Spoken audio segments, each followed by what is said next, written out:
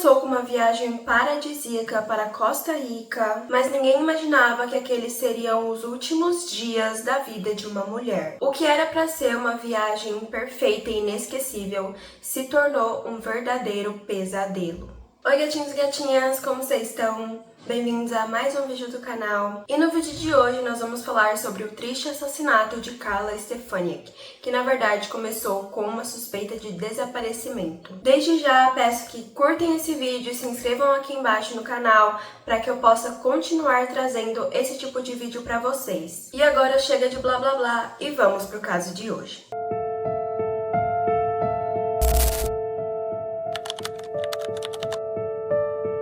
Karla viajou com sua cunhada, chamada April Burton, para Costa Rica, a fim de comemorar o seu aniversário de 36 anos. Mas April precisou voltar um dia antes da Karla e a mulher ficou sozinha em seu Airbnb na Costa Rica, que na época era considerado um destino muito seguro para turistas. Ela se preparava para aproveitar ao máximo o dia seguinte, que seria o último dia da viagem. Porém, em uma noite de tempestade no Airbnb que Karla estava, a energia caiu e aquele se tornou um dos piores pesadelos de Karla e de toda a família. Mas afinal, quem era essa mulher e como uma comemoração acabou de forma tão trágica? Karla Lúcia Stefaniak nasceu no dia 28 de novembro de 1982, na Venezuela. Não se sabe muito sobre a sua infância, mas a família era muito unida e aqueles que conviveram com a Karla nessa época relataram que ela era muito alegre, extrovertida, amigável e gentil. Inclusive o seu irmão falou que ela era uma criança muito arteira, então seus pais passaram um pouco de apuros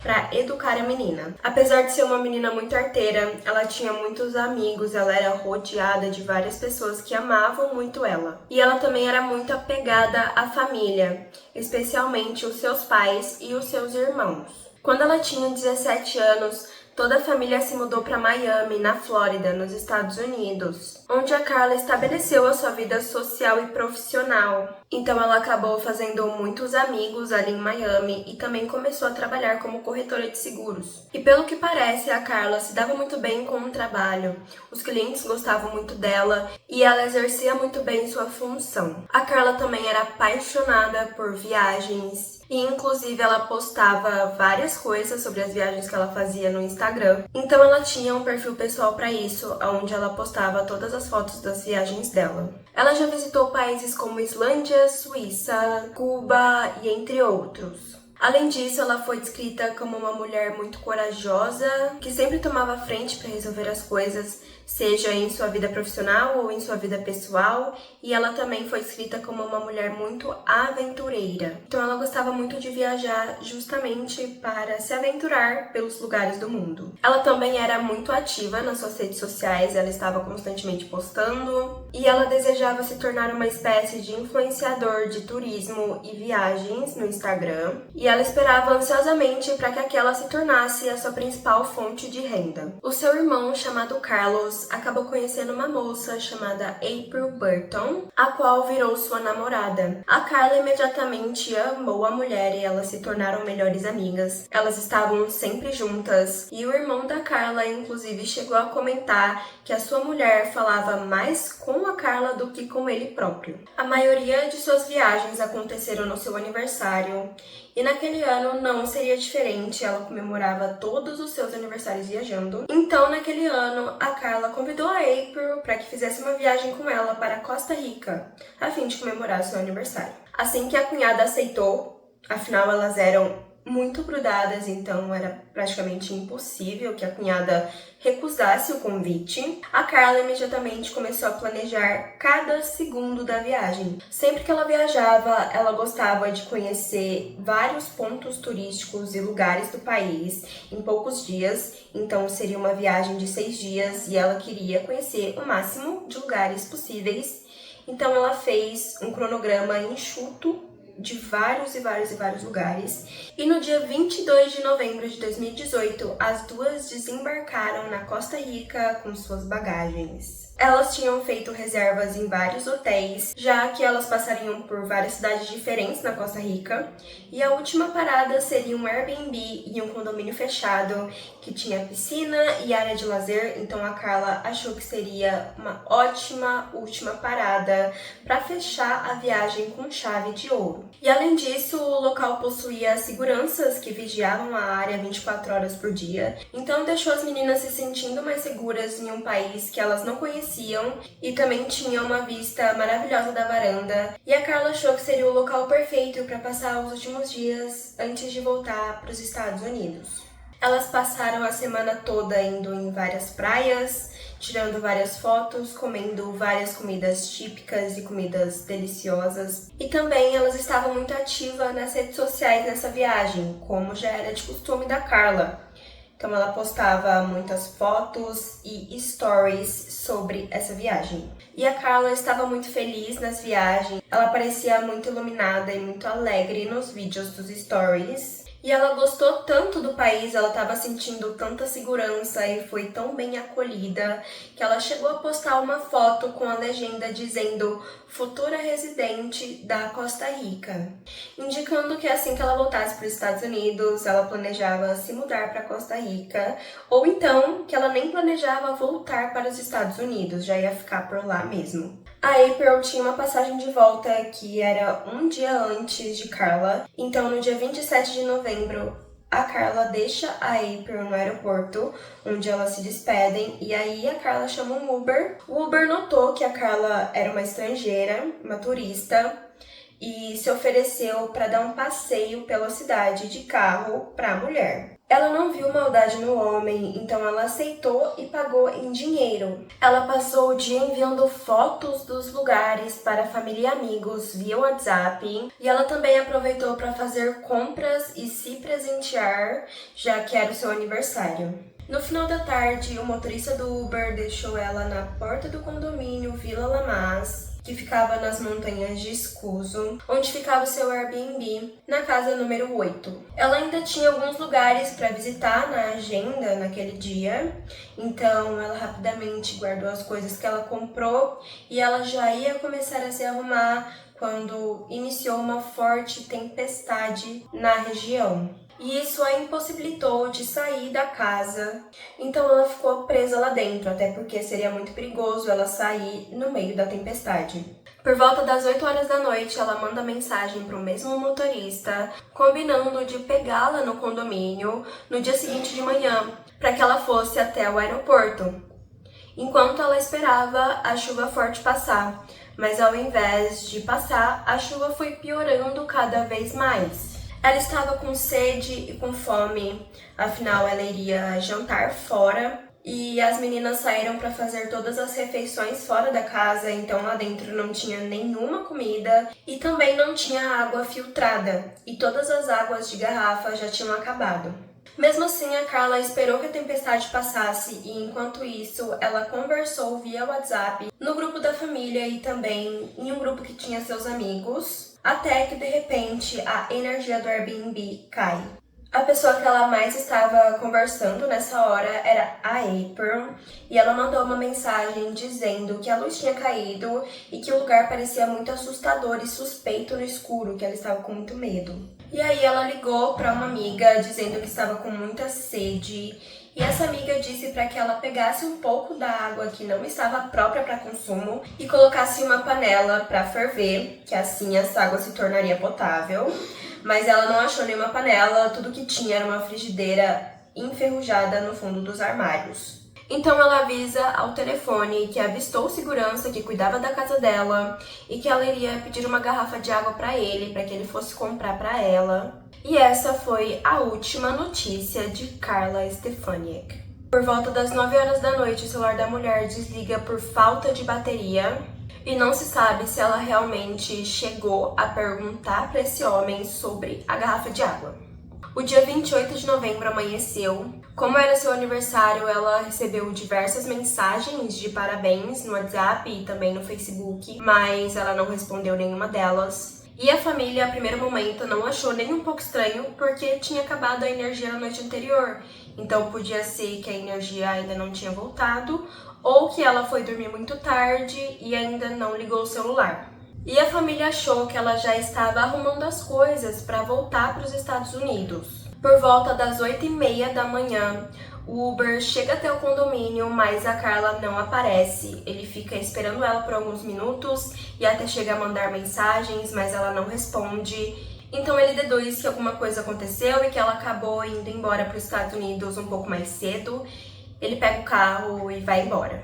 A única que tinha um estranhamento sobre isso era a April, então ela decide ligar para o condomínio e pergunta se a Carla ainda estaria lá. O segurança diz que não, que ela já teria ido embora por volta das 5 horas da manhã, com toda a sua bagagem, e achando um pouco estranho o horário tão cedo, a família vai até o aeroporto para esperar a Carla, que chegaria por volta das 5h30 da tarde. A família permanece esperando a descida da Carla, mas ela nunca desceu do avião de Costa Rica para a Flórida. Então, logo após isso, a família junta os sinais de alerta e reporta o desaparecimento para a polícia costarriquenha. A polícia então informa que teria que esperar no mínimo 48 horas para reportar o desaparecimento da mulher, afinal ela já era uma mulher adulta e ela poderia facilmente ter ido para outro lugar sem avisar alguém ou até mesmo fugido da família por algum motivo. Mas conhecendo a garota, a família sabia que não, que ela jamais fugiria, e eles insistiram muito até que a polícia cede e vai até o condomínio que a mulher estava hospedada. Porém, a cena que eles encontraram não parecia nada suspeita. O Airbnb parecia limpo demais, como se alguém tivesse lavado todo ele, e os pertences de Carla não estavam mais lá. Nenhum sinal da mulher estava dentro da casa. E também já tinham novos turistas por lá, o que obviamente poderia atrapalhar a investigação caso algo realmente tenha acontecido com a mulher. Então poderia ser que esses turistas destruíssem algumas pistas. A polícia interrogou a equipe de limpeza do condomínio e uma das funcionárias informou que não tinha nada de errado. Inclusive, elas tiveram muito pouco trabalho na casa porque a Carla supostamente tinha deixado tudo muito limpo e impecável e que absolutamente nada estava fora do lugar. 2 dias se passaram e a polícia deixou esse caso meio de lado, afinal tudo indicava que a mulher realmente tinha saído da casa e que se ela não foi embora para casa, ela teria fugido para algum outro lugar. Porém, a família diz que não, que a Carla jamais faria isso,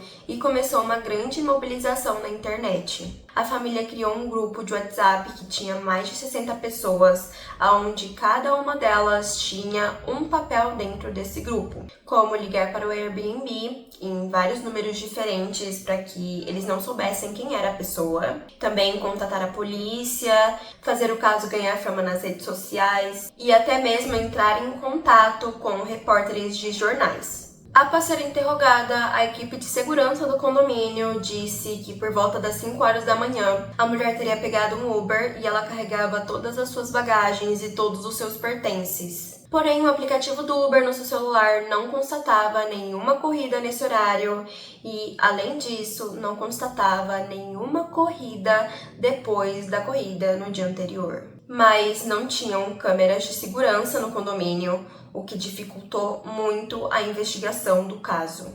Porque sem imagens da câmera, a polícia ficou completamente dependente de testemunhas e interrogatórios.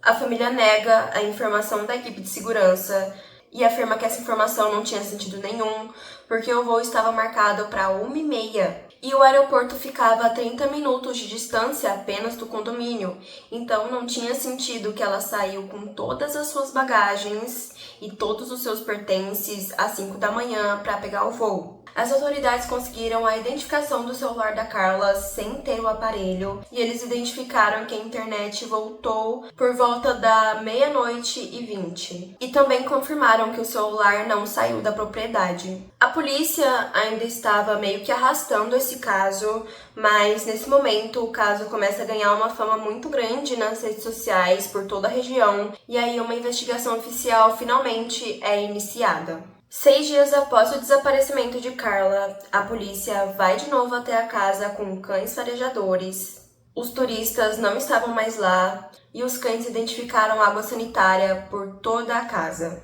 o que indicava que o local havia sido limpo durante a madrugada. Até poderia ser que os turistas haviam feito isso, porém era uma afirmação muito contraditória, levando em consideração o desaparecimento da mulher. Então, se alguma coisa teria acontecido lá dentro, seria no dia que a mulher desapareceu. Então, não teria motivo aparente para que os turistas fizessem isso. E foi considerado que sim, que o local foi limpo na madrugada que o desaparecimento aconteceu. E posteriormente, eles também identificaram uma mancha de sangue e também de sêmen muito velho na cama, o que indicou que uma coisa realmente terrível teria acontecido aquele dia. E assim, a suspeita de sequestro começa a surgir pela primeira vez no caso, porque até então a polícia estava achando que ela teria fugido sozinha, mas nesse momento a polícia percebe que alguma coisa está realmente errada e o caso começa a ganhar visibilidade no mundo todo. A hashtag #FindCarla estava em alta em todas as plataformas de redes sociais, em todos os lugares que você possa imaginar, e todos os jornais estavam transmitindo notícias sobre esse caso. E aí, após pressão da família sobre o governo dos Estados Unidos, os Estados Unidos também entra com pressão sobre o governo da Costa Rica e o FBI começa a participar do caso. O irmão de Carla, Carlos, então decide viajar para a Costa Rica apenas com uma passagem de ida, para que ele pudesse acompanhar o caso da irmã de perto. E assim que ele pisa em chão costarriquenho, ele vai até o Airbnb. Lá, ele chegou a tentar falar com o segurança, mas o segurança rapidamente desconversou, disse que estava muito ocupado e que ele não poderia falar nada sobre o caso, que ele não sabia de nada. Então, Carlos cumprimentou o segurança e foi embora. Ele disse para a imprensa que a polícia também não estava ajudando muito ele com as informações, pois a polícia estava lidando com muitas informações confidenciais que envolviam sequestro e também supostamente tráfico humano. A polícia decidiu vasculhar toda a área verde em volta do condomínio, afinal o condomínio ficava nas montanhas. Então tinha muita área de mata. E 7 dias depois, a polícia vasculhava uma área arborizada que ficava a 300 metros do Airbnb, quando cães farejadores acabaram achando o corpo de uma mulher já em decomposição. Ela estava parcialmente nua, meio enterrada e meio não, e também coberta por sacos plásticos. Apesar de precisar de confirmação de quem seria aquele corpo, a polícia já imaginava que seria de Carla Stefaniak, levando em consideração a distância e também a popularidade do caso. E lá naquele local também foi encontrado seu celular, seu laptop, passaporte e todos os seus outros pertences, incluindo a mala de viagem. Apesar de tudo, a família ainda se mantinha otimista, eles pediram orações nas redes sociais para que aquele corpo não fosse da Carla, mas a confirmação veio e a família ficou completamente desolada. Aquele corpo era sim, infelizmente, de Carla Lúcia Stefaniak. A autópsia afirmou que Carla foi morta por golpes na cabeça e também foi vítima de vários golpes de esfaqueamento. E inclusive seu pescoço estava quebrado e a mandíbula deslocada, para se ter uma noção da brutalidade daquele ataque. A médica legista afirmou que o assassino atingiu a moça tão forte com a faca que acabou fraturando algumas de suas vértebras. E também foi encontrado carne embaixo das unhas da Carla, o que indicava que ela tinha lutado fortemente por sua vida. E a polícia logo supôs que, devido ao barulho da tempestade, se tornou impossível de ouvir os seus pedidos de socorro e os seus gritos e as pancadas. E a polícia informou que o assassino teria escolhido a tempestade para cometer o ataque justamente porque ele sabia que ninguém conseguiria ouvir os gritos de socorro da vítima. E aí a polícia começou a levantar suposições do porquê o assassino teria atacado a Carla, e o que pareceu mais verdadeiro foi por motivos sexuais. Então que o homem se sentiu sexualmente atraído por Carla, principalmente devido à amostra de sêmen encontrada no Airbnb, mas os investigadores não chegaram a publicar nada que confirmasse o abuso sexual. Então isso ficou meio que por aberto, mas devido às amostras de sêmen, tudo indica que sim, que a Carla foi abusada. A A autópsia também revelou que ela faleceu por volta das 10 horas da noite. Toda a vizinhança foi interrogada várias vezes, até que os investigadores chegaram na casa do segurança que vigiava a casa número 8 no dia, chamado Bismarck Espinosa, de 32 anos. E coincidentemente, o homem também era vizinho do Airbnb da Carla. Logo que o homem abriu a porta para receber os investigadores, eles já notaram os diversos arranhões em seus braços e os seus discursos também pareciam muito duvidosos e contraditórios. No primeiro discurso, ele diz ter visto a mulher entrando no Uber por volta das 5 horas da manhã com todos os seus pertences e a mala, mas depois, ao ser interrogado novamente sobre a mesma coisa, ele disse que naquela noite ele estava dormindo, então que ele não tinha visto e nem ouvido nada. Então os policiais começaram a suspeitar dele logo depois desses dois depoimentos, e quanto mais eles pressionavam o homem, mais ele se embolava em suas falas. E além disso, por ser segurança, ele tinha acesso livre à casa da Carla, já que ele vigiava justamente a casa dela, né, o Airbnb. Então ele tinha a chave da porta de entrada e ele poderia entrar e sair quando bem entendesse. Na teoria, ele só poderia entrar no apartamento caso ela não estivesse e se ele tivesse notado alguma coisa esquisita, mas tudo indica que ele se aproveitou disso para atacar a mulher. Então a polícia coletou o DNA do homem e foi enviado para análise. E depois disso foi confirmado que o DNA do homem era compatível com as amostras de pele debaixo das unhas da vítima. Então logo ele foi preso. A polícia também descobriu alguns momentos depois que o Bismarck teria ligado para sua mulher, sua esposa, e admitido ter cometido o crime.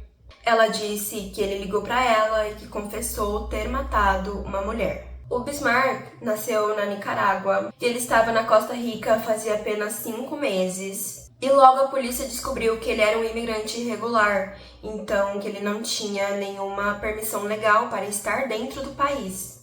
O Carlos ficou completamente chocado quando descobriu que o Bismarck era o culpado, porque fora ele que o Carlos conversou no dia que ele chegou na Costa Rica, e ele afirmou sentir repulsa de lembrar que cumprimentou o homem, que ele conversou e chegou até a ser amigável com o próprio assassino da irmã. O homem foi acusado de homicídio em segundo grau, de homicídio simples, devido à falta de evidências para que fosse considerado um crime em primeiro grau. E isso revoltou profundamente a família de Carla, porque tudo que eles acharam, o corpo, todas as marcas, as amostras debaixo da unha da mulher, que indica que ela lutou demais, todos os seus ossos fraturados, o que mostra a brutalidade do ataque. E mesmo assim a polícia afirmou que não tinha provas o suficiente, sendo que os resultados da autópsia já mostravam tamanha brutalidade do crime. Então eles começaram a pressionar